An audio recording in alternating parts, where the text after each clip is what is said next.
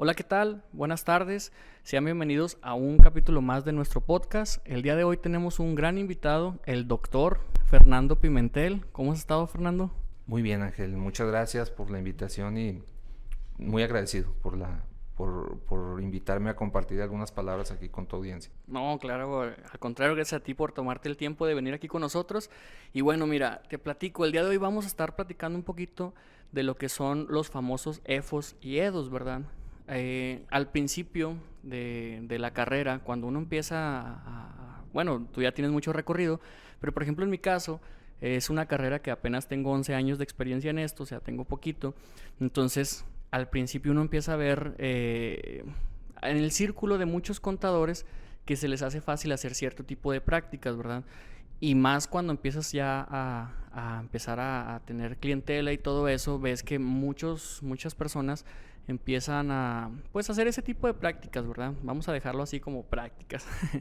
Y a veces no dimensionan lo grande que pueden llegar a ser las consecuencias, y también no dimensionan los contadores lo relacionados que estamos con ese tipo de operaciones si es que nos llegamos a involucrar, ¿verdad? Entonces, no sé si, bueno, mira, para la audiencia que nos está viendo, no sé si nos pudieras explicar primero qué son los famosos EFOS y los famosos EDOS, ¿verdad?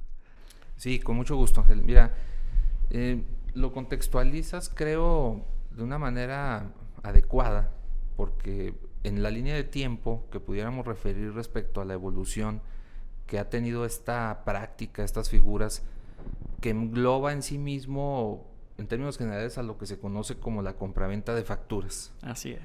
Por supuesto que ha habido cambios radicales o trascendentales, puesto que hace años, estamos hablando de 2 décadas o más, que justamente es a lo que refieres cuando pues en algún momento pues tenemos conocimiento de la práctica fiscal, nos involucramos en la cuestión de la asesoría, de los trámites. Pues antes todo era en papel, precisamente los comprobantes eran en físico, eran papeles que se mandaban imprimir, el famoso, la autorización de la imprenta para poder generar un tiraje, un volumen de comprobantes, y en ese contexto pues era, digámoslo, menos factible o menos probable el tener una consecuencia precisamente por adquirir los comprobantes, porque se cuenta que anteriormente pues incluso se replicaban, por eso se decían comprobantes apócrifos, puesto que no eran auténticos, ya que eran réplicas de un tiraje original o de una autorización, digámoslo, legítima, y, y pues era casi imposible poder identificar cuáles eran los correctos o los adecuados de los que estaban replicados. Entonces, pues básicamente ese es el contexto, digámoslo, en el tiempo. Todo esto cambia con la reforma para el 2010, pero como bien lo señalas, aquí hay, en esta dinámica, en esta práctica de la compraventa de facturas, figuras o personas que en todo caso son los referidos o los que mencionas como EFOS y como EDOS. El EFOS, denominado así mismo como la persona, la empresa que factura operaciones simuladas, es decir, comúnmente el vendedor de las facturas, y el EDOS, empresa que deduce operaciones simuladas, el adquirente de los comprobantes, el comprador, y es ahí entonces donde tenemos esas dos figuras. EFOS, empresa que factura operaciones simuladas; EDOS, empresa que deduce las operaciones simuladas. Y bueno, pues esto, reitero, se llevaba anteriormente a la práctica mediante los comprobantes apócrifos. Hoy son comprobantes auténticos porque no son replicados, sí. Prácticamente son, pudiéramos decir, legítimos en cuanto a su estructura, más no en cuanto al fondo, porque las operaciones pues no suceden, y es ahí donde estaríamos hablando del término de operaciones simuladas. Claro, fíjate, si la memoria no me falla, si mal no recuerdo, el CFDI como tal nace en 2019, perdón, en 2009 nace, toma fortaleza obviamente en los años posteriores. De hecho, incluso la autoridad tiene una gráfica donde ya obviamente tras cada año que iba cursando, se iba viendo que las personas más empezaban a utilizar el CFDI, lo hacen obligatorio en cierto tiempo. Entonces, ¿qué es lo que pasa? Precisamente antes, como eran de papel, a mí me tocó ver facturas literal, o sea, llegabas y a la imprenta y te daban tu ¿cómo se llama? Tu bonchecito, no me acuerdo cómo se llama, pero bueno, es tu bonche, y literal con la pluma rellenabas la factura mientras trajeras su cédula fiscal y todo, y se cumpliera obviamente también con ciertos requisitos. Pero lo que voy es de que precisamente antes era más fácil y menos detectable. Ahora empieza el CFDI, donde al momento de que generas la factura, la autoridad ya tiene en su base de datos. Obviamente ha ido tomando como que ciertas prevenciones por parte de la autoridad con la forma de pago, el complemento de pago, que la finalidad pues es amarrar el impuesto al valor agregado, ¿verdad? Esa es una de las finalidades más fuertes que hasta la fecha pues seguimos ahí batallando con la autoridad. Incluso en ciertos regímenes al momento de llenar la declaración ya te precarga la información que tiene en base a los FDIs y te da varias opciones pues para modificarlo si es que no coincide con la operación real. ¿Qué quiere decir esto? Que probablemente uno de tus proveedores no te emitió el complemento de pago o tú no emitiste el complemento de pago correspondiente, ¿verdad? Para que te prellene la información como debe ser. Pero bueno, avanzando un poquito más en este tema, fíjate que a veces también no dimensionamos como contadores las consecuencias que existen en esta carrera.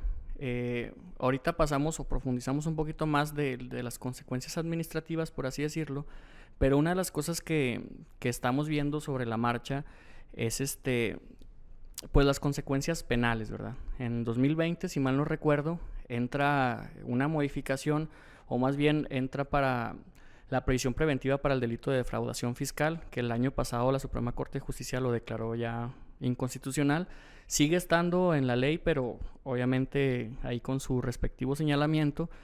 Pero cuando recién sale, pues cómo nos mueve el tapete a los empresarios al decir, bueno, ya hay consecuencias. ¿Qué quiere decir? Bueno, ahorita nos lo platicas más a fondo, pero dentro de lo que recuerdo es, primero me acompañas adentro y ya adentro demuéstrame que realmente eres inocente, ¿verdad? Sí, precisamente ese es el tema, Ángel, que pues de alguna manera ha venido escalando la consecuencia, el rigorismo, todo pues lo que se llama como el combate o la lucha en contra de pues las operaciones simuladas, que como bien lo referías, fue precisamente la publicación de la reforma para el 2010 en el 2009, debió de haber sido un 7 de diciembre del 2009, cuando se publica pues ahora sí la obligatoriedad de los comprobantes, que de por sí ya venía como, digamos, lo opcional. Debió de haber sido 2002, si mal no recuerdo, 2002-2003, cuando pues ya se podía desde aquellos años utilizar un comprobante digital, pero bajo otras características, es decir, no el CFDI que hoy conocemos. Era opcional, así transcurrió algún tiempo, llegamos al 2010, en el 2010 se convirtió obligatorio en lo que se conoce como vacatio legis, es decir, un periodo de gracia para su obligatoriedad. Vivimos, por ejemplo, en 2012, primer trimestre, el tema de los comprobantes con código de barras, el CFD, el CFD, y posteriormente el CFDI ya de lleno en el 2014, que ha sido desde ese año para acá, pues que hemos tenido pues absolutamente la obligatoriedad para todos los contribuyentes en cuanto a comprobantes fiscales, digámoslo, formales. Y es correcto porque, mira, tú haces alusión a las consecuencias que se pueden dar en términos de la utilización de estas prácticas, y como lo decíamos, en el pasado era más complejo el que te pudieran ubicar, el poder vivir o enfrentar alguna sanción, alguna persecución por este tema.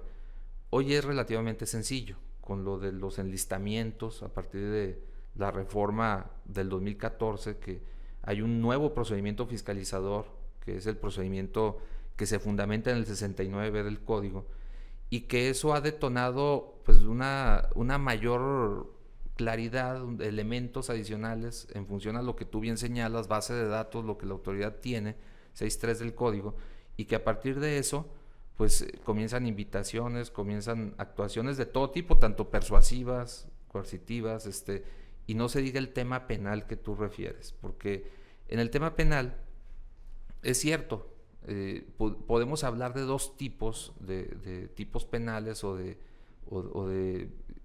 ambiente en el ámbito de las consecuencias de las conductas como esta, que es el derecho penal convencional, el tradicional, o el derecho penal del enemigo, que ese ya está, pues básicamente tratándose al inculpado como, pues como se le trataría a un terrorista.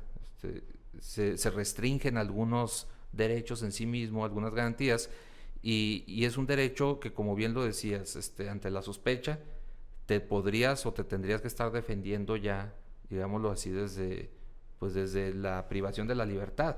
Entonces, bajo determinadas características, totalmente en todo el contexto lo que representó pues, la prisión preventiva oficiosa, que de alguna manera bien lo señala, la Corte pues ya ha estudiado mucho el tema y hoy hablamos de una prisión preventiva justificada, básicamente no que no pueda existir, sino que más bien tiene que haber razones de derecho suficientes como para que la puedan pues aplicar, al menos en el deber ser, y eso es todo lo que involucra este contexto, porque es cierto, o sea, no es nada más el tema económico de una auditoría, de un embargo de bienes, sino también la posibilidad de enfrentar un procedimiento, el ejercicio de la acción penal que la autoridad llegue a solicitar y enfrentar un procedimiento de carácter penal, pero no solo para el contribuyente, porque bien lo señalabas, ahí se puede involucrar al asesor, se puede involucrar pues a todos aquellos que intervienen en la práctica, que podrían pues tener que acudir a defenderse de una acusación, ¿no?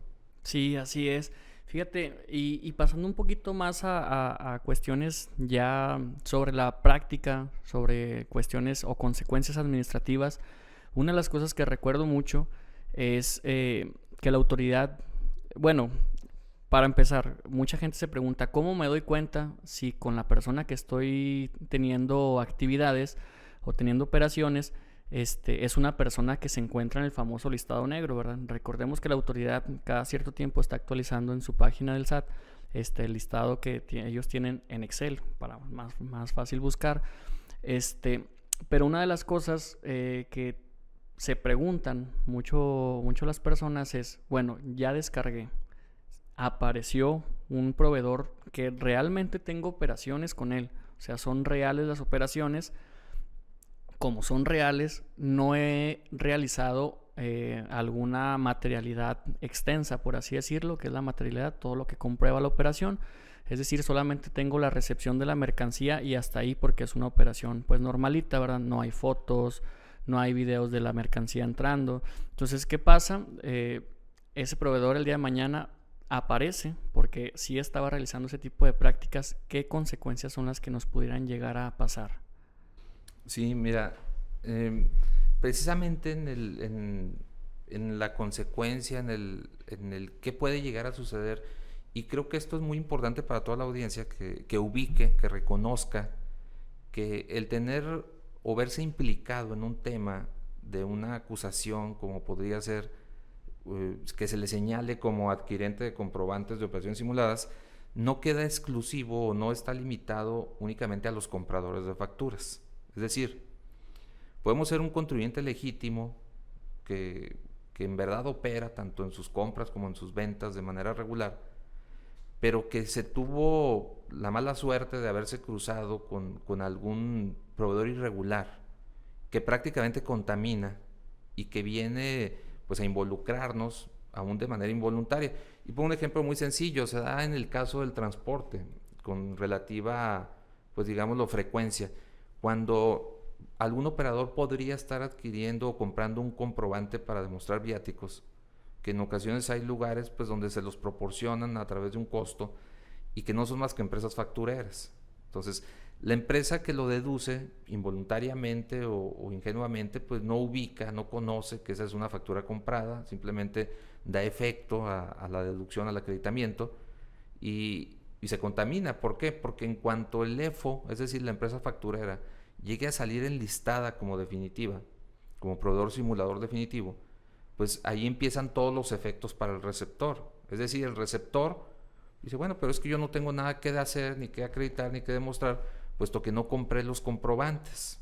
Sin embargo, el simple hecho de que enlisten al proveedor, pues eso ya le genera la necesidad o la indispensabilidad de tener que acudir ante la autoridad y demostrar lo que bien señalaba, la materialidad, los documentos, pruebas y defensas, elementos de prueba como lo serían contratos, acuerdos, circulares, bitácoras, agendas, acuerdos, cotizaciones, requisiciones, estudios, licencias, diseños, incluso hasta de programas, si se tratara el caso.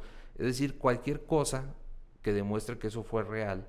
Y esto se da, y bien importante decirlo, a partir de la última publicación del EFO, porque el EFO prácticamente tiene 3 advertencias. Una a través del buzón tributario, donde le dicen: quedaste acreditado como un EFO, es decir, una empresa simuladora, y posteriormente lo enlistan en la página del SAT, y por último viene una lista en el diario oficial.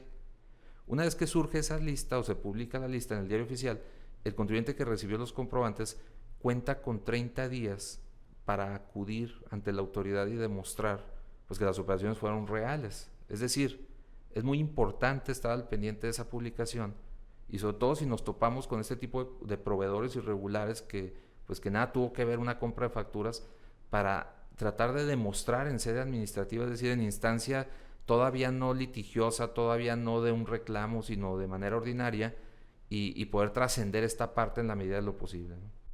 Claro, fíjate, una de las cosas que también me llaman mucho la atención dentro de este tipo de prácticas que realizan, o más bien dudas que le surgen a las personas que me han preguntado, me dicen: ¿sabes qué? Bueno, ya salió uno de mis proveedores, efectivamente mis operaciones sí son reales, ¿a qué estoy obligado, verdad? ¿Sabes qué? Ya salió, no me di cuenta que salió publicado. Entonces la autoridad toma ciertas medidas, ¿verdad? Para poder empezar a cerrar como que ciertas llaves de flujo. Entonces, una de las consecuencias, si mal no recuerdo, está en el 17H bis del código de la cancelación del certificado. Te cancelan el certificado de sellos digitales. ¿Qué es lo que pasa? Ya no puedes facturar desde tu empresa legítima, que sí realmente nunca compró un documento, sino que tuvo operaciones con una empresa que era irregular. Entonces, tengo la obligación yo, o sea, desde el momento en que está publicado, y más cuando ya tengo consecuencias, tengo la obligación de ir a comprobar que mi operación fue real. Entonces, hay que tener mucho cuidado ya sobre la marcha, sobre la práctica, de que precisamente tratar de... Es muy fácil, siento yo, y salvo tus comentarios profesionales, es muy fácil tratar de detectar cuando estás en la captura de la contabilidad una operación que vamos, es facturero, vamos. ¿Sí? ¿Por qué? Porque pues el RFC se ve que se aperturó la empresa hace 2 o 3 años, o sea, es muy reciente la empresa, y en lo que son las actividades económicas trae un sinfín de actividades económicas, ¿verdad? Entonces desde ahí ya son 2 focos rojos, aunque tú tuvieras una operación real con esas empresas. ¿Qué es lo que pasa? Te mandan una factura de una empresa que realmente es facturero, ¿verdad? Se da mucho incluso con las personas que hacen trabajos eventuales. Quiere decir, vengo a que me remodeles, bueno, más bien contrato a alguien que me remodele el lugar, me lo remodela, y luego, ¿sabes qué? Nada más que te encargo una factura. Como esa empresa es una empresa informal, se acercan a las empresas factureras y, ¿sabes qué? Pues dame una factura para poder justificar mi operación real. Yo, quien recibí el servicio, es una operación real, pero no con la empresa que me está emitiendo la factura, ¿verdad? Entonces desde ahí surgen las consecuencias. ¿Qué medidas tú recomiendas para poder tratar de cerrar llaves y no caer en un supuesto de que mi operación sea real, pero la factura de origen sea una factura simulada? Sí, mira, el ejemplo que planteas creo que es uno de los más comunes, donde se podría dar de una manera ingenua o involuntaria una compra de factura, porque pues en la práctica ha sucedido en muchas ocasiones, donde no facturo pero te consigo, y el receptor o el pagador del servicio acepta, pensando que pues él lo que quiere es deducir el servicio que va a pagar legítimamente. Sin embargo, pues se podría estar involucrando, como bien lo dices, en una operación de alguien que posiblemente en un futuro acabe siendo enlistado como un simulador definitivo. Entonces creo que eso es un buen ejemplo. Hay indicadores, como bien lo señalas, y nosotros lo podemos advertir desde el análisis a la información, porque son operaciones que comúnmente no tienen mucho respaldo. Digo, va dependiendo, ¿no? Hay quien vende el servicio hasta con estudios de mercado y documentación soporte muy sólida, Pero, pues por supuesto, la recomendación siempre va a ser alejarse de todo ese tipo de práctica, llámese pues de una manera sólida o incluso de una manera muy sutil o muy simple. Entonces, mira, hay una recomendación que creo que puede ser de mucha utilidad para todos los contribuyentes en general, no solo estamos hablando de compradores de facturas, sino del que sea, como lo es verificar la lista de presuntos. Es decir, todos se están focalizando en un listado definitivo de proveedor EFO o facturero, pero poco énfasis se le da a la lista de los presuntos, que seguramente acabarán siendo en gran medida, o al menos la mayoría de los que salen como presuntos acaban siendo definitivos. Entonces, si ubico a un proveedor que está como presunto, pues evidentemente tomo las medidas necesarias, como podría ser incluso probablemente ya ni siquiera comprarle, porque seguramente acabará como definitivo, y hay una distancia muy considerable entre la lista de presuntos y definitivos, pasan meses. Es decir, acrecentaríamos el problema a largo plazo y ya desde ahí podemos ir tomando una decisión. La otra es pues ir robusteciendo el expediente como para decir, oye, pues saliste presunto, pero no tenemos contrato, no tenemos acuerdos, vamos a tenerlos, vamos a hacerlos, lo que en su momento no se formalizó, pues se requiere formalizar, o las operaciones futuras soportarlas, porque se sabe que muy probablemente va a haber la necesidad pues de acreditarlo con elementos de prueba, como lo sería eso, justamente la materialidad.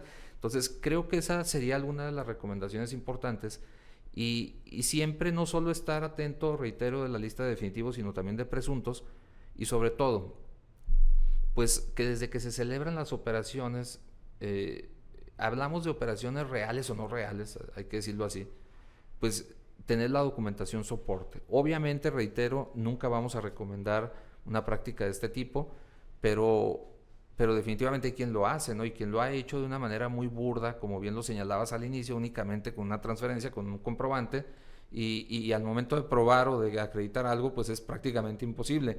Entonces, por eso se recomendaría en todos los casos, sobre todo de relevancia económica, cuando hablamos de contratos millonarios o de operaciones cuantiosas, sí soportar todo este tipo de operaciones con, como lo decíamos, cotizaciones, requisiciones, acuerdos, el contrato mismo, todo lo que sea necesario como para en un momento dado demostrarle a la autoridad que las operaciones fueron reales, y sobre todo qué mejor que sea dentro de esos primeros 30 días, en términos de lo que dice la regla 1.5 de miscelánea, es decir, 30 días posteriores a la publicación de definitivos, porque después se da en la práctica que la autoridad ya no te acepta la demostración.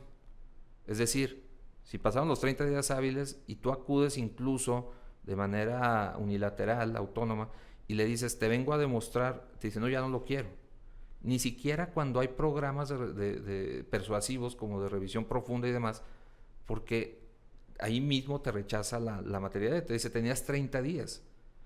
Y posteriormente, pues bueno, podría llegar un ejercicio de facultades, que es lo que conocemos como auditoría, y tampoco te lo acepta en la auditoría, y desgraciadamente para el particular, pues ya lo tienes que enfrentar jurídicamente, donde entonces en un litigio, claro que es valorable esa información, pero siempre y cuando lo hubieses aportado en el procedimiento de fiscalización, de revisión, es decir, en la auditoría, o incluso por ahí ahorita comentaré, para no extender el comentario, pues algunas cuestiones de sede administrativa antes de llegar al juicio, y no se diga el tema de los certificados, Ángel, porque así de manera muy superficial, por ahí lo extendemos un poquito más ahorita, pero lo que tú señalas de esa posibilidad de afectación, como lo es de quedarte sin el certificado, pues evidentemente es una amenaza que surgió en 2020 con el 17H bis, concretamente una fracción quinta, que dice que cuando la autoridad ubique que tienes facturas de un EFO definitivo, simple y sencillamente te puede restringir el comprobante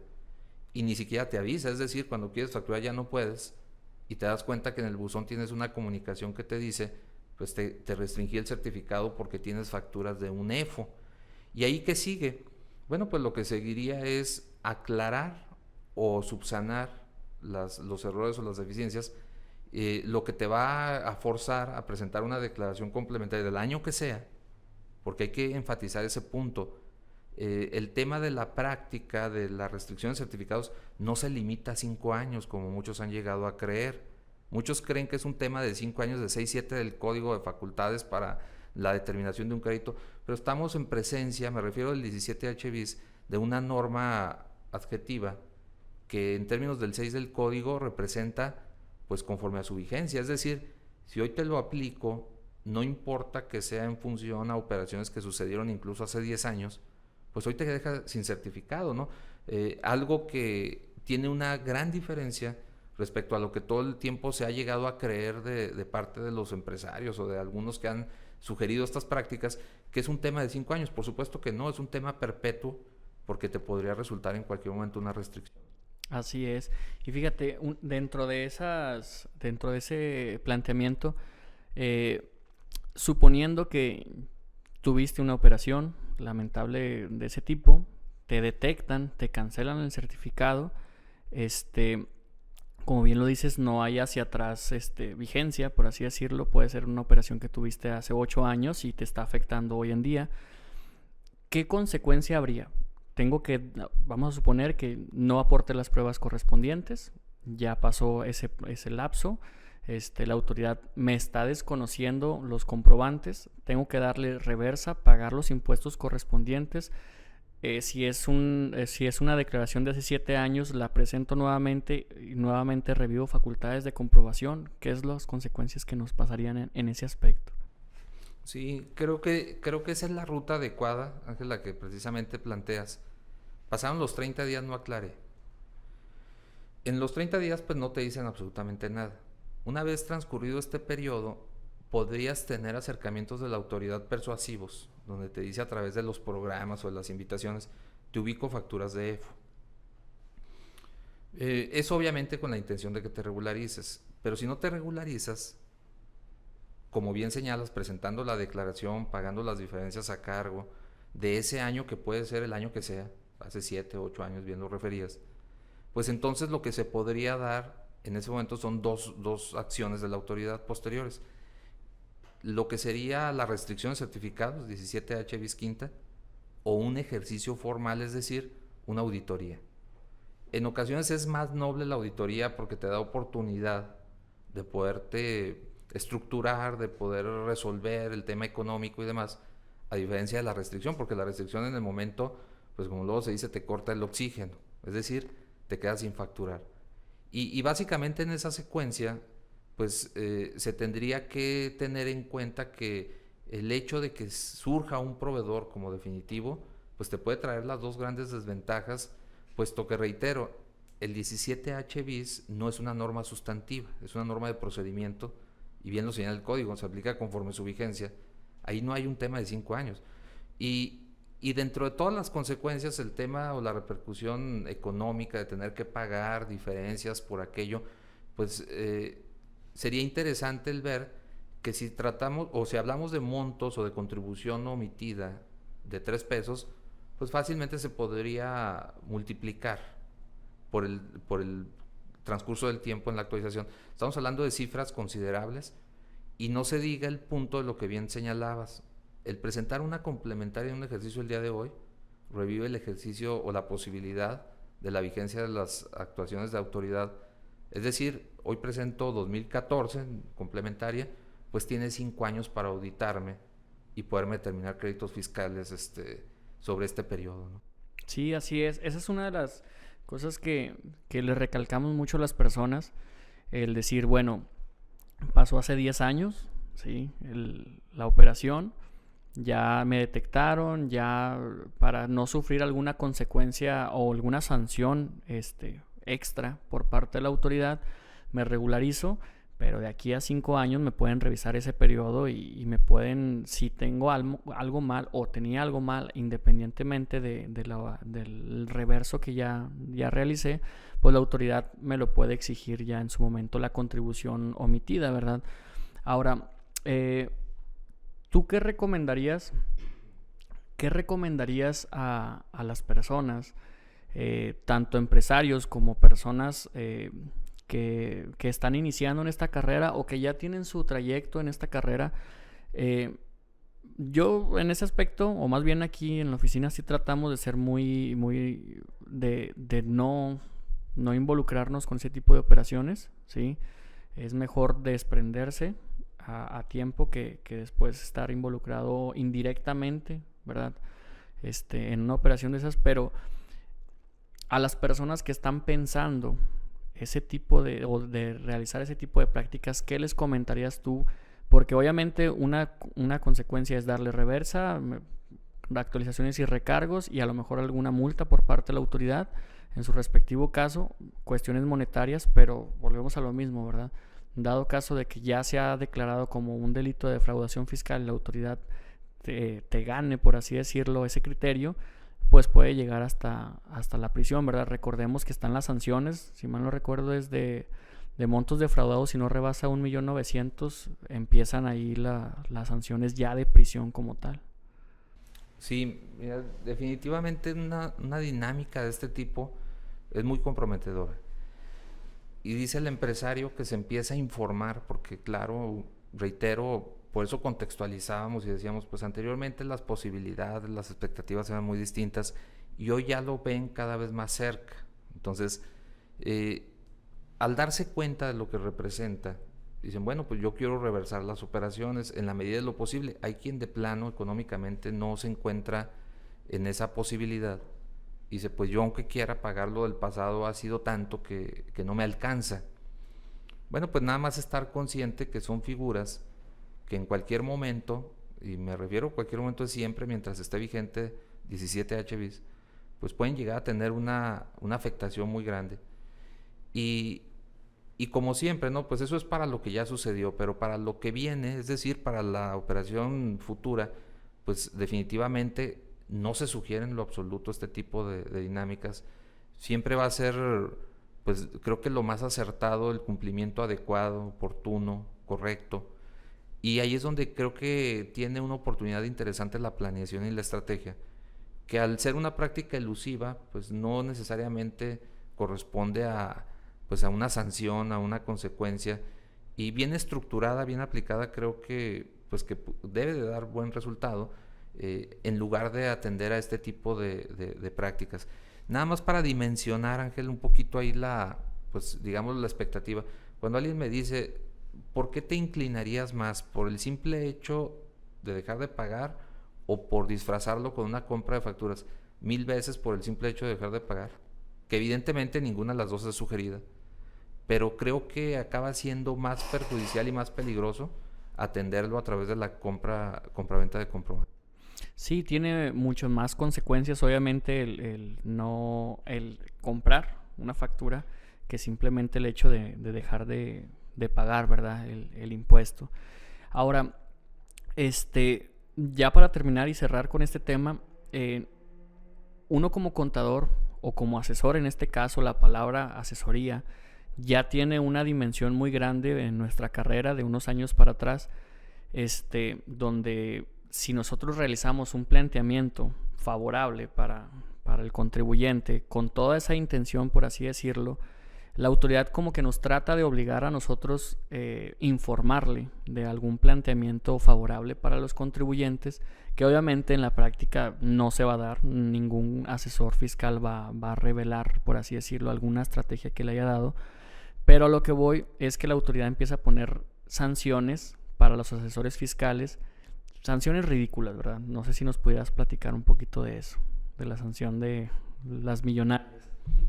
Sí, mira, tenemos el tema de esquemas reportables, 197 del código, que creo que se ha sobredimensionado, francamente. Sabemos que hay de dos tipos, el esquema reportable individualizado o generalizado, pero que no necesariamente todo tipo de estructura o de sugerencia adquiere o cae en la categoría de un esquema reportable, porque es una serie de actos jurídicos para empezar.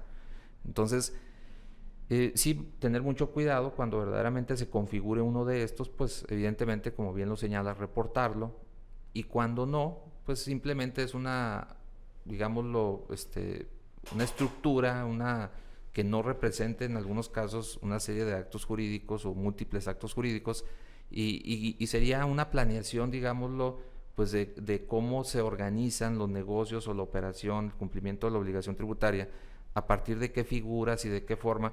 Porque te pongo un ejemplo muy sencillo, mira. Se puede dar la afectación como alguien que tuvo una mala práctica o simple y sencillamente por un acto inadecuado de parte de la autoridad. Y yo te pongo un ejemplo. A una de las sociedades que operan en cuanto a la estructura que tenemos en el despacho, en el régimen de incorporación persona moral, la turnan o la cambian oficiosamente este año al régimen general, pero la sacan del régimen de la confianza de manera arbitraria. Es decir, no se da la hipótesis que nos refieren en el comunicado. Nos dicen, te sacamos del régimen de la confianza de persona moral, puesto que tienes socio persona moral, y eso no es cierto. Absolutamente es falso. Pero por lo pronto estamos en un régimen ya general, donde tenemos que atender un coeficiente alto por la salida del régimen. Y si fuese la única figura, es decir, la única entidad que concentra el total de la operación, pues estaríamos en serios problemas. No es el caso porque de alguna manera estamos organizados en distintas figuras legítimas, todas reales, todas operables, y de esa manera la afectación fue parcial. Es decir, podemos ir al juicio, que por cierto está en proceso, en trámite, para que se nos resuelva incluso tardíamente con una afectación parcial.